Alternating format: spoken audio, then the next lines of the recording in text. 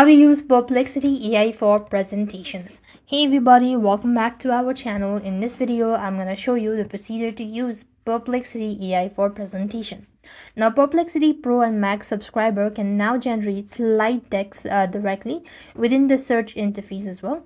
Now, this feature integrates AI search with an Assert creations, allowing you to build presentation without switching the app as well. What you want to do is, first thing first, you want to start a search query, and if you are a pro user, you can look for an option to create a slide or generate presentation in response area as well. As for the free user, you could go ahead and type in generate slide, go ahead and type in the prompt, and here you could just go ahead and prompt in and click on the arrow button. Over here, you can just provide the specific instructions as well, and the AI will draft the slide based on its real-time search. And once generated, the slides can often be downloaded as PPTX file for further edit in the Microsoft PowerPoint or Google Slides.